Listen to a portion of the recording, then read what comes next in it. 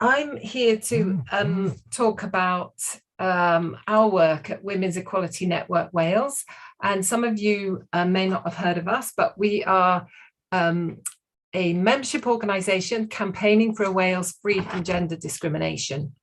So our vision is of a Wales where all women and men have equal authority and equal opportunity to shape their own lives.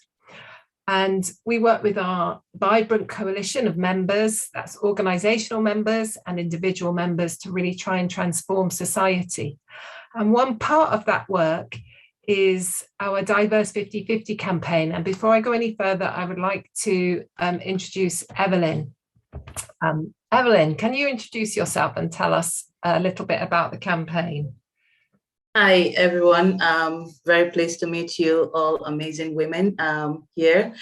My name is Evelyn James. I'm the Diverse 50/50 campaign manager, and just as the awesome Catherine Fuchs has shared already, we're all about eliminating all forms of discrimination against women, whether in representation and leadership and just all round. The Diverse 50/50 campaign is strictly focused on women having more representation for women in leadership, especially in the Senate currently and in the local government councils as well. So we are campaigning for a legally binding integrated gender quotas to be passed into legislation, and that was agreed through the cooperation agreement by Labour and the Plaid Party. And we're still pushing for diversity quotas as well. And we're just looking for a Wales that would have everyone at the decision table, especially women from underrepresented groups, the Black, Asian, and ethnic minorities, people with disabilities, the LGBTQ plus people, just people with unprotected characteristics. So all women in Wales to be well represented in decision making. And that's what the Diverse 50/50 campaign is about. We're looking forward to having everyone join the campaign, especially right now as we celebrate International Women's Day. Now is the time for us to add more action to our words and not just speak. Thank you. Thank you, Evelyn. And a little bit later, Evelyn's going to be in conversation with the wonderful Professor Iwobi, but it's my great pleasure now to introduce you all to Professor Laura McAllister. Prynhawn, Laura. Prynhawn, Catherine, nice to join you. It's wonderful and an unexpected pleasure to have you today, as I'm afraid Caroline Noakes, MP, who some of you may have tuned in to speak to, was unfortunately unable to join us. But it's absolutely brilliant to have Laura, because Laura is co-chair of the Independent Commission on the Constitutional Future of Wales. She's a professor of public policy and the governance of Wales at Cardiff. She's also an expert on devolution and on the representation of women in politics, and she's a great friend of Wen. And funnily enough, she was also a former Wales international captain of football. So yeah, she would have been very well placed to be in the earlier discussion. But I want to ask Laura a few questions today around diversity quotas and what's going on in Wales, and why that's important. So first of all, Laura, can you explain why you think we need gender quotas? I'll do my best. Thanks for the invitation, Catherine. Very happy to deputise, you know that, and always a pleasure to talk about gender equality, where I think actually we in Wales are leading the way across the UK at the moment. So very proud of our efforts. So where are we with the quotas debate? Well, I think we're in a pretty good place. As Evelyn said a moment ago, the commitment to gender quotas in a revised electoral system that would elect a larger Senedd, because I'm not sure if participants are aware, the debate that has really stimulated this lately has been a commitment to enlarge the Senedd to from its existing 60 members to something closer to 90 or 100. And of course, if you change the size of an institution, it gives you an opportunity to look at the electoral system and mechanics within the electoral system. That's a live debate because of the cooperation agreement between Labour and Plaid Cymru, both parties committed to quotas and also to a larger Senedd. So much of this will depend on what electoral system is set forward. Where we are with this, as you know, I chaired the expert panel on Assembly as was electoral reform back in 2017. some very good friends of the Fawcett Society were part of our panel, Professor Sarah Childs and Professor Rosie Campbell, good friends of mine. And they were instrumental in helping us integrate a commitment to prescriptive legislative quotas into the 2 electoral systems that we recommended. So we recommended a larger Senedd elected using STV with prescriptive quotas as our first choice. And as our backup choice, we set forward a model of proportional representation using a flexible list, which is widely used across mainland Europe, again, ensuring that gender quotas were built into that. Very quickly, because this is quite a complex journey, it then went to a Senedd committee chaired by Dawn Bowden, which came out with very similar recommendations to our own, of course, in commitment to gender quotas, and also to investigating job share, which is also another important principle. And I know the Fawcett Society has published on that in the past. Where we are now is that last October, the Senedd set up its own special purposes committee.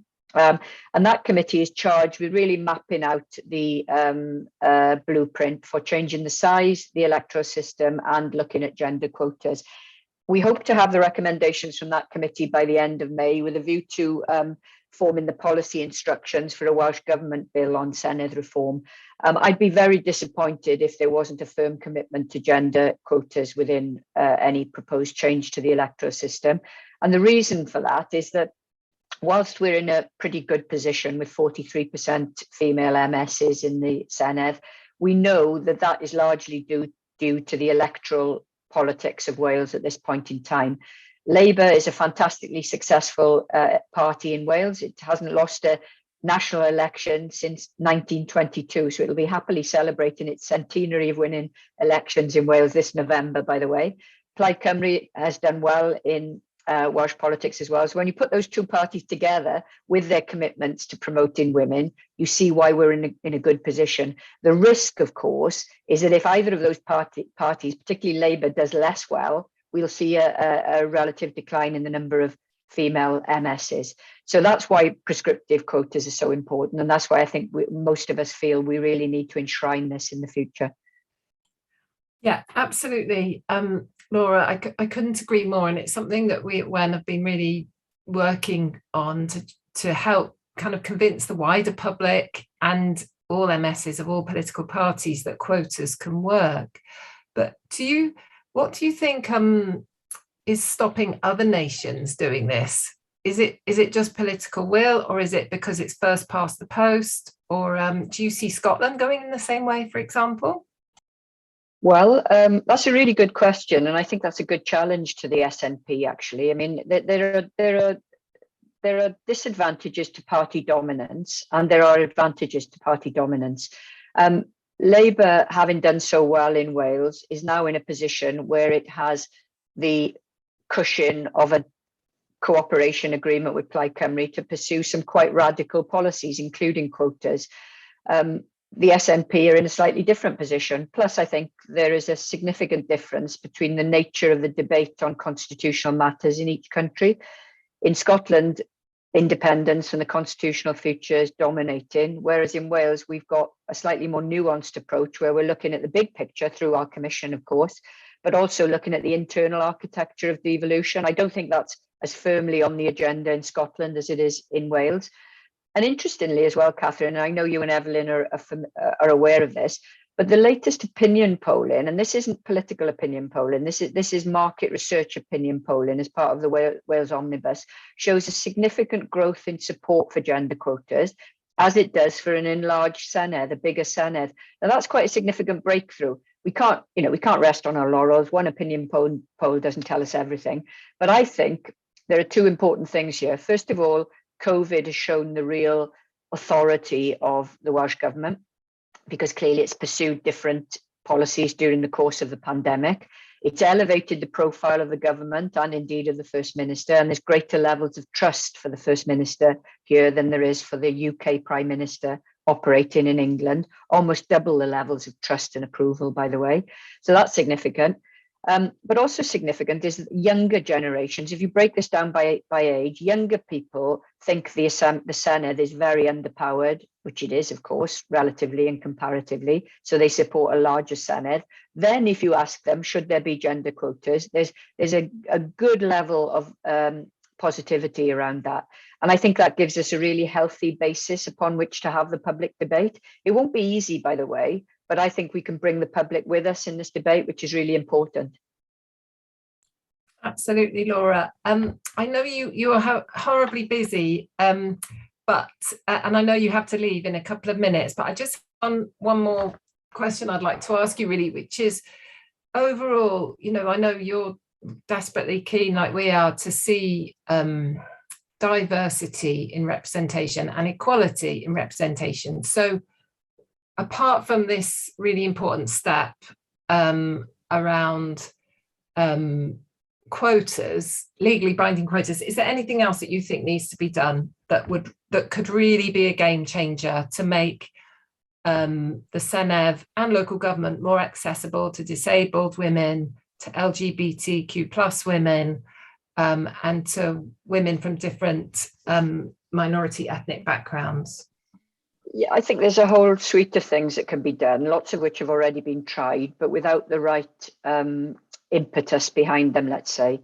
So I think we have to change the cultural operation of politics, and really address some of the issues that put women off putting themselves forward in the first instance. Then we have to look at the kind of practical environment in which they work and make the conditions more amenable to women with caring responsibilities and men with caring responsibilities, of course. We need to be much more alive to the kind of negativity that female politicians get compared to men. I think surveys show that 80% of elected female politicians have experienced some form of abuse or discrimination on social media and sometimes in mainstream media as well. I think we need to look much more proactively at job sharing at every level, whether that's local councils, the Senedd, or the House of Commons. I mean, I'm familiar with the Fawcett work on this, and obviously I work very closely with Sarah and Rosie Campbell, so I know that there is good research on this. But I think the legal barriers that are being put forward at times need to be challenged more closely. I think there's been a danger that people have been put off by legal analysis, which says there isn't an obvious route to achieve this. I think we need to be more nimble, and we need to think about how we create conditions for job share to work, because I think that's not just a gender issue, it's an age issue, it's a disability issue, it's a professionalization of politics issue as well, because it would allow professional people who can't step out for 8 years at a time to still have a foothold in elected politicians. And by doing so, it challenges the kind of conventional route of graduate in politics, work for an MP or an MS, and come straight into the elected sphere. I don't think that serves any of us well if that's the only type of politician that we're getting. We need older women, we need young women, we need women with different responsibilities, we need women of colour, and we need people who have a disability. And at the moment, professional politics doesn't suit most of those groups. So job share is a really important lever to at least attempt to address this better. But my final point, I'm sorry I'm having to cut this short, but my final point would be to say, let's not look at any of these one things alone. Let's look at them in the round. Let's look at changing the culture as far as we can. Let's look at the infrastructure, the mechanics of politics, and let's look at some really positive actions like quotas and like job shares that could really change the ground and encourage women to join in. That's fantastic, Laura. Thank you so much. Diolch yn fawr. That was really interesting, and you're absolutely right. No, there is no silver bullet. There is no one thing. We all need to work incredibly hard to break the bias. And International Women's Day is a chance to kind of take stock, celebrate what we've done, but look ahead to what we need to do next. So thank you so much. It was really brilliant to hear. My pleasure. Diolch yn fawr. I'm sorry to leave early. Hope the rest of it goes well. I'm sure it will. Bye, Laura. Thank you so much. Thank you. Bye-bye. Bye-bye. So I'm now going to hand over to the wonderful Evelyn, who is going to be in conversation with the brilliant Professor Iwobi, who I'm going to introduce. Uzo is an incredible friend of Wen. She is a former special advisor and to Welsh Government, and she's also the founder of Race Council Cymru and an incredible woman. But over to Evelyn and Uzo, who are going to now have a conversation about equal representation and other things. Thank you so much, Catherine, and welcome, very much welcome, Professor Uzo. It's good to have you here. I love seeing your face. Join the club, sister. I love seeing yours too. Wonderful. So it's lovely to see you, and I know that you're going to give real amazing insights. So I can't wait for us to dig in already. Thank you. You know all about the Diverse 50/50 campaign already and what WEN is about, all about eliminating the bias, all kinds of discriminatory practices against women, especially in leadership and representation, which is what we stand for right now with regards to the Diverse 50/50 campaign. And you know, our current project is about having legally binding gender and diversity quotas with regards to the Senate reform that is ongoing.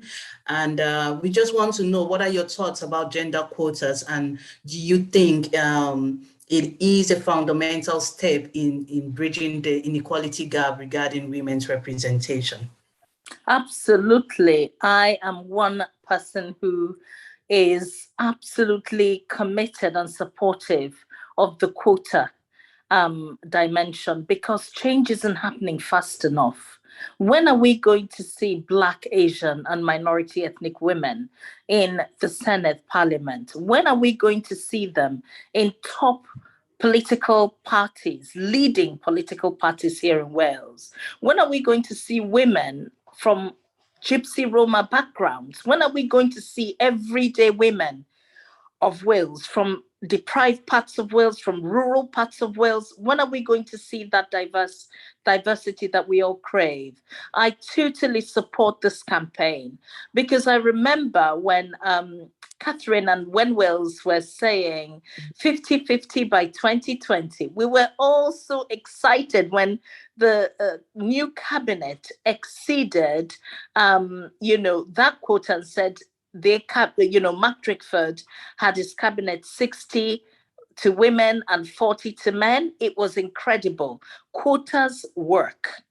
Quotas sharpen up your focus. Quotas cause you to sit up and be accountable. We continue to talk about mainstreaming equality and diversity, mainstreaming inclusion, mainstreaming gender parity. We never get to see it. I believe the way forward is a quota. Be accountable, and let us also explore a cross-party approach to this issue. We want to see what all political parties are doing to install Black, Asian, and minority ethnic women in key positions of decision making, not just positions where your secretaries or your, the regular individual who's, not that you can't be a cleaner, not that you can't be a porter, but that you're also at those top level positions where you are in a position to make those decisions, to carry the views of the community, to represent the views of Black, Asian, and minority ethnic women. I'm sorry, but time is now. We cannot continue to hear excuses. The time is now to move. The time is now to see the change. You are born in the fire, Professor. Oh, yes. You are born in the fire. Oh my God, it's so good to have you here. We can't sound the gong enough. We have to keep passing the message every day. And we're so glad that you're re-echoing our thoughts. So it's not just a WEN thing. It's about all of us. It's about all women. It's about all of us in Wales. We need to do better, and this is going to be a victory for every woman out there in the society, and we cannot sound it enough. So we need everyone talking about this in their own little spaces and just doing everything in their power to make sure that we see this change happening now in our time. Thank you very much, Professor Uzo. So I'm just going to dig in a little bit into your career, as you stood for the position of a counselor. What was your experience? Do you want to share? Oh my goodness. Do you know, it was probably one of the most shocking experiences of my life. I thought that when I stood, it was a good time. I thought it was a time where a number of Black people were being encouraged to step forward. I can honestly say that my colleagues, between the four of us who stood in that particular part of Wales, that we were very supportive of each other. Sadly, we lost one of the women, a trans woman who suddenly passed away in the middle of our presentation. And that lady was replaced by somebody else. I personally experienced a lot of racism on the doorstep. And I remember when my colleagues and we used to go out in pairs, even though there were 4 seats available. So not to overwhelm people on the door, we went in pairs. And I used to feel so uncomfortable when we got to the doors of regular people who might vote for Labour. And they would actually, when you knock on the door, they'd say, oh, I don't want to talk to this Black one. I don't want to. They're conservatives, they're Plaid Cymru people, they're Liberal Democrats. We knocked on a couple of doors of people who are UKIP and Labour. Some of them were very vocal about not wanting to have a Black woman on their doorstep. And I recall one actually saying to my colleague, if you're standing next to her, I'm not voting for any of you. And actually, I don't need you on my doorstep. It was so uncomfortable to be in a position as a Black woman being rescued by your white colleague in that situation. So they're trying to win an election, but realizing that you're now an uncomfortable obstacle for them. So how do they show support for you? As well as, hey, please give me your votes. And actually, by distancing yourself, you are then securing that vote. But what does that make you? And also, I think that across the main political parties, across all parties, people need to recognize the devastating psychological impact it can have on you when you feel you're seriously targeted. And especially when it got to counting those votes in that ballot place where you saw people who would usually vote for your own party would vote for 3 people and waste 1 vote rather than put that tick in the box for a Black woman. It was just so shocking. And I think the post campaign support for Black women needs to be tightened up, because you had a lot of feeling, one of rejection. You faced rejection in many areas of your life. You have to face the pity and sort of empathy from your colleagues, which you think, actually, I don't know if I need your pity and empathy. I'm quite angry about some of what's happened to me and some of what I've seen on that ballot paper. It's shocking. I mean, where is the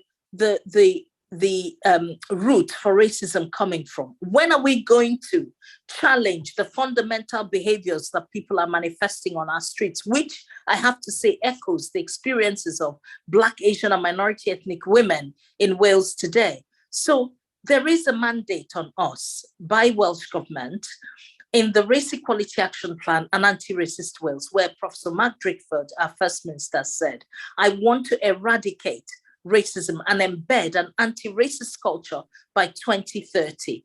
Now, if all the if all the political parties are working to that same timetable, there should be more visibility of targets set on how they're going to recruit Black, Asian, and minority ethnic women into their political parties. How are they going to get into those senior CLP, their core leadership executive programs?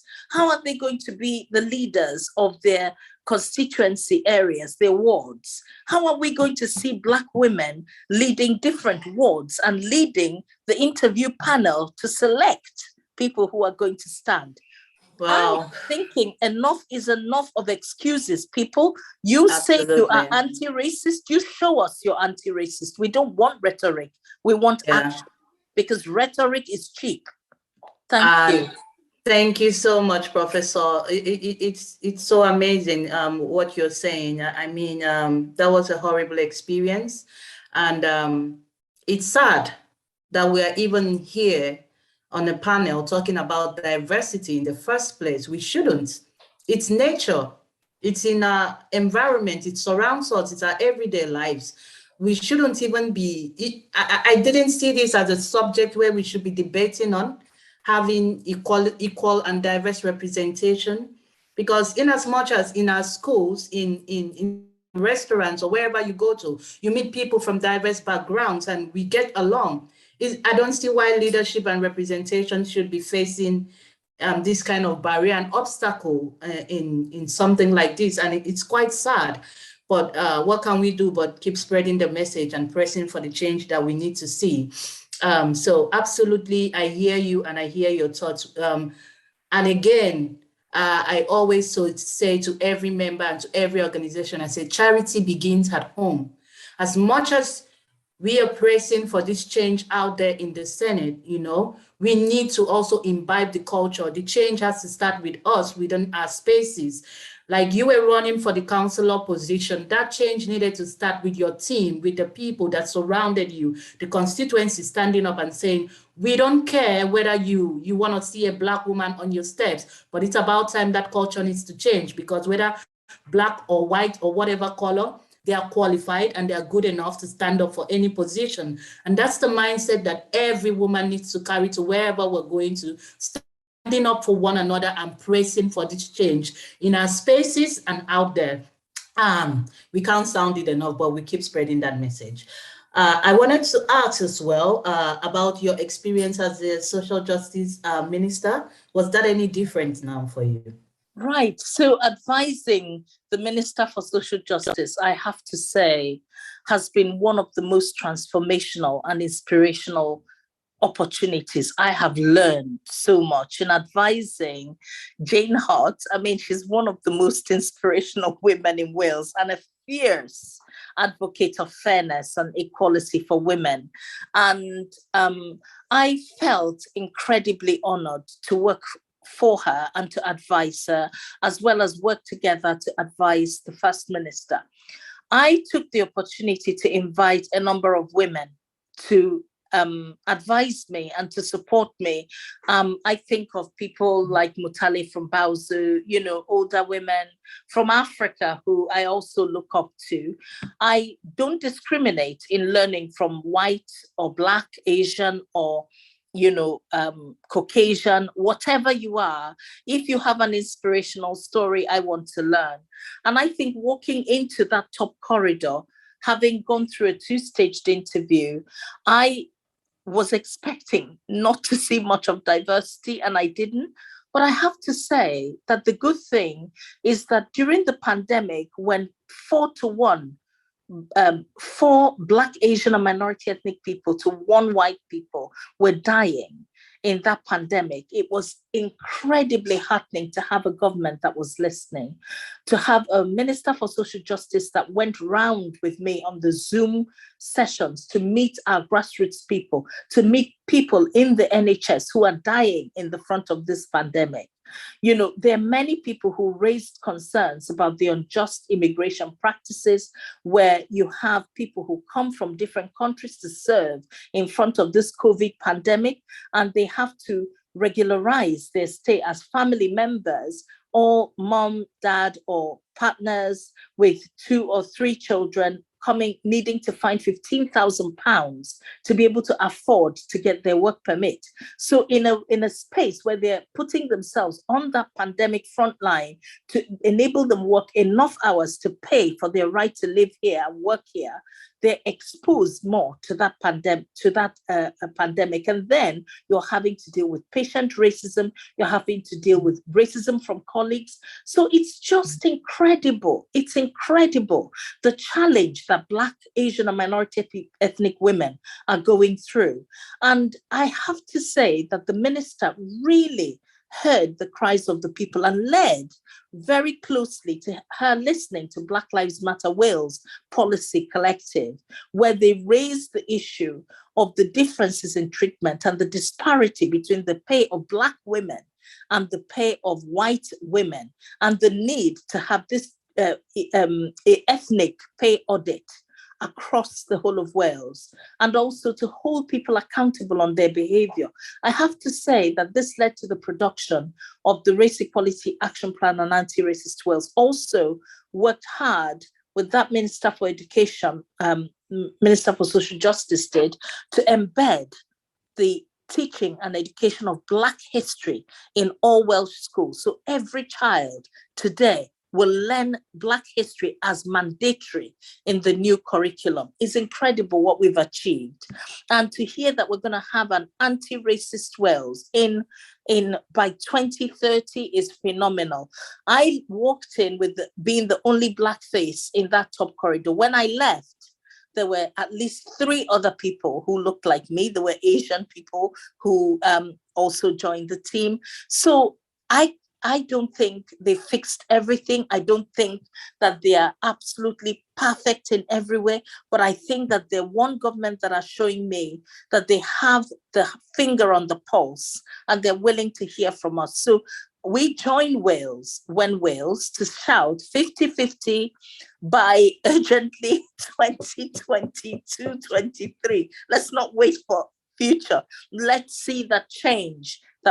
Let's begin to see that change in the workforce dynamics. And it's wonderful to hear that you have Thani Gray-Thompson, a disabled woman leading Sport Wales today. We want to see more Black, Asian, and minority ethnic people in senior positions of authority. I think of my sister, Shavana Taj, who's the first Asian woman to lead be the Secretary General of the Wales TUC. How inspirational is this? Yep. So I'm really cheering for organizations that are stepping into this conversation.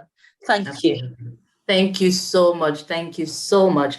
I just want to ask further, from your experiences now put together, how do you think we can make progress by breaking these barriers? I mean, no knowledge is wasted, especially now that we are facing these projects on increasing diversity for women and also with the Senate reform ongoing. What advice do you think, or what kind of actions can be taken to further break the bias against women, the online abuse, and just any sort of obstacles that would deter women out there, especially as well to women from these underrepresented groups, how they can step into these roles, just like you've done, how you conquered your fears and the obstacles and the barriers. So what advice do you have to make it easier? I think it's a two-pronged thing. For the woman, I think you need to honestly pat yourself on the back. Even if you're not yet where you expect to be, you're on that journey. And the journey of 1,000 miles starts with one step. You are not where you were yesterday. You're progressing on your own journey, no matter how slow. I would say look at other women who are doing what you want to do and doing it better than you think you are doing for yourself, and draw alongside them. Invite them to mentor you, invite them to be role models to you, invite them to be coaches to you, invite them to share their stories and lessons learned, to inspire yourself. I think you must always take the time to give yourself an equal measure of cheer and challenge. We often are too hard on ourselves, especially when you've tried to get a job or tried to get a position and you don't get it. You're browbeaten. I remember how long it took me to honestly shake myself off the feeling of failure when I lost that election by 34 votes. Or was it 37 votes? So it took a while. And I remember being mentored by a man, a white man actually, who said, come on, you're more than this. You can do it. I know you've got an indomitable spirit and you need to rise. So find whoever speaks that inspirational language to you and rise. No matter how many times you're hit and no matter how many times you're push down, keep rising like a jack in the box, and say to them, you're never going to crush my spirit. Read all the books that you can to improve yourself. Attend as many training and development opportunities to learn what you don't know. And trust me, you don't know half what you should know. You only learn when you go to these training centers. And then put yourself, dip your toes in that water and dare to be interviewed, dare to apply. If you don't even apply, I mean, my husband keeps saying, Uzo, you keep saying, oh, one day I'm going to win the lottery, but you don't even buy a ticket. So if you're not going to put your foot in and try to get that job and apply to get that job, you will never know if you'll be shortlisted. You'll never know if you get it. Try. I can live with a no, but I can't live with never having tried. Honestly. And then on the side of organizations, I think we need to put pressure on the cross-party groups. I think we need to pressurize the leaders of all the political parties to put their money where their mouth is, to walk the walk and talk the talk. You can't make diversity and inclusion happen. Women do not manifest out of mists. So we do need to ensure that people are telling us exactly before we vote for them, what are they going to do to secure your vote is to ensure that they embody this When Wales pledge. We want a 50-50 approach to those who are making decisions in all political parties across Wales. We need to see diverse women from all equality background, LGBTQI, disabled background, diverse religious, ethnic groups, diverse gender, diverse trans umbrella groups. We want to see that diversity that Wales is so good at, that could be so good at, I mean. And I do think that finally, is everybody carry your placards for When Wales and shout out about diverse women. We need this campaign to be a chant, a mantra for every single person. So a big thank you to you for having me on. Thank you so much. Thank you. Just before you go, tell me who inspires you. Well, do you know the interesting thing? I would say my beautiful daughter, she's 28. Oh. She faced incredible racism from childhood, being born here in Wales. And due to being bullied in primary school, we sent her to a private school. She was bullied so badly, we moved her into a state school.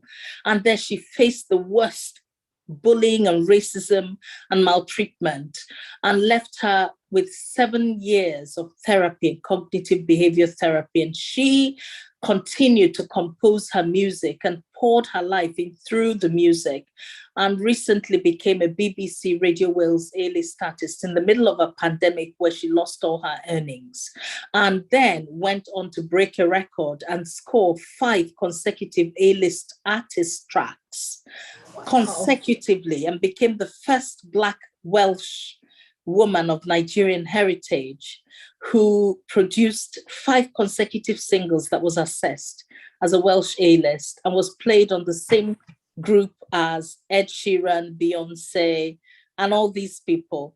I look at her and I think, wow, you're an inspirational woman of Wales. Many people who bullied her are now looking to follow her on Twitter. And she has had the courage to face them off and say to them, look what you did to break an innocent child. Change your ways. I think I'm inspired by Ife. So I look at her and I think you're strong, you're beautiful, you deserve to be heard around the world, not just in Wales. And I look to see what she's going to be in the future. Thank you. Bless you. Bless Ife. Yes.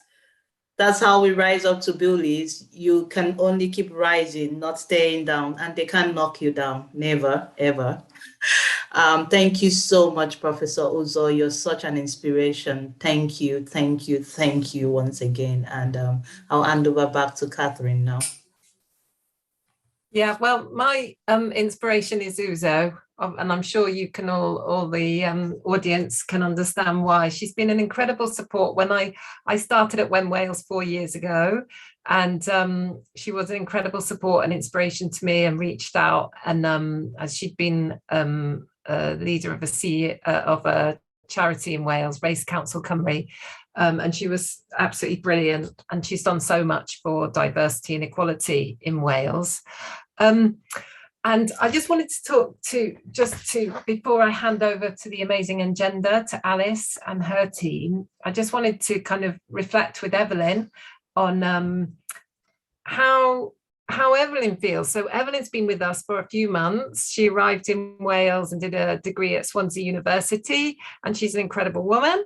And I just wanted to ask you how you feel from looking from the outside in, from the countries that you've lived in before. How do you feel Wales is doing? Thank you very much, Catherine. Yes. So the first thing that hits you as a Black woman when you're leaving your comfort zone to go into a foreign country, a foreign place, is what's going to happen. You just don't know what to expect, and you can only but hope. And then you walk into a room where everyone is so different and you're just the only one.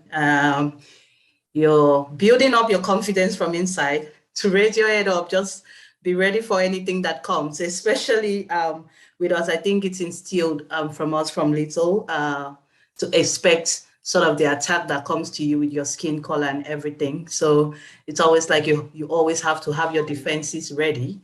And so coming out from the Netherlands to the UK, there are two different cultures, but it's been quite a journey, I would say.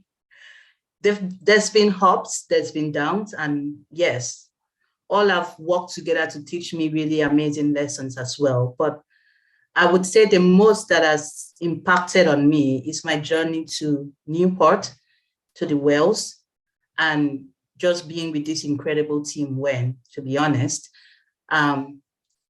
it's so welcoming. You know, from the moment I came to the housing experience that I had the best support that I could get, to be honest. Team went out all out for me. Catherine used to put me on a lot of groups, just telling them, I have my colleague here, her name is Evelyn, please, we need this housing. And I was like, she even took it even more serious than I anticipated. And that's the feeling. It's about seeing each other as humans first and not the color. And that's what the world should be, exactly. So I would say, yes, Wales is not there yet in terms of breaking the bias and the barriers about diversity and equal representation. But yes, they have taken a real big positive step in the right direction to sort of embody and welcome people of color, to sort of reach out to underrepresented sectors, to embody others, especially with when I came in. I remember my interview question to Catherine. I said, do you walk your talk? Yes, how diverse is when? And I like the self-reflection that she did. And she said, yes, we are not there yet, but it is something that we are constantly working on. And you can see that progress every day. So I couldn't be more happier to work for a team who is not only saying we need this change, but they're actually embodying the change as well. And that's my message to every organization out there, to everyone in your own little spaces. Don't see color, see humans, because that's what we are at the end of the day. So yes, thank you for this journey. It's been amazing. Thank you, Evelyn. That's lovely. I wasn't expecting such a wonderful, I promise we didn't plan that, and I wasn't expecting such a wonderful advert for When Wales. I'm going to bring things to a close here and ask Alice if she's around. I know she is, Alice from Engender, my lovely sister from Scotland, because I just want to in the Passover, we're going to hand over now, and then we're going to give everybody a quick comfort break, I think, before Scotland start their relay. But Alice, you heard Laura McAllister talk about quotas, and perhaps it's something that Scotland should look at. So we'd love to hear, as we pass over, what you think about that. Sure, thank you. So yeah, hi folks, I'm Alice from Engender, and we do a lot of work on quotas up here as well. I'm also the chair of the Women 50/50 campaign, which works for exactly that. And in Scotland, we all the parties except one use some form of quotas or gender balancing, and we've seen a real difference in that. So we had elections last year, same as in the Senedd, and we saw the biggest increase in women's representation, but we're still not at 50%. And we saw a lot of folks saying, this is it, this is the diversity parliament, we finally achieved equality. And we were sort of in a funny position of saying, well, no, we're not at 50% yet, but also, you know, this was the first parliament where we saw women of colour elected, and it was only 2 women of colour. We saw the first permanent wheelchair using MSP elected, and these things are great, but it's 2021, or it was then, and we're still celebrating these as firsts. So in Scotland, we don't have the constitutional powers to enact 106 of the Equality Act, which would help us immensely in terms of data collection from parties and in terms of having legislated quotas, which is what you're talking about in the Senedd. And that's really exciting to hear about expansion plans and everything. So we are pushing both, well, for the devolution of that bit of equalities law to Scotland, or for it to be enacted UK-wide, so we can all the nations can have legislated party quotas. But yeah, currently it's voluntary, which, as you've been talking about, doesn't make the difference, and it also doesn't necessarily guarantee diverse representation of women, which is another big problem. We don't just want to see more white middle class women elected, so that's something that wouldn't be covered by legislated candidate quotas. But we have seen individual parties, so the SNP were mentioned, they ran all disabled shortlists and all Black and minority ethnic shortlists, which is sort of technically not allowed, but they just did it, which I think is great. And that's definitely seen quite a lot of the increases that we've seen in terms of women's representation. Oh, that's excellent to hear, Alice. So we need to have a chat offline then, don't we, about how we which parties did that, and how we can encourage parties to at least do that, and they didn't, you know, technically illegal, but they did it and it worked. So that's really positive. We're in absolutely the same situation as you in terms of in 2021 we had our first woman of colour elected to the Senedd, which was obviously amazing, but geez, 2021, only one.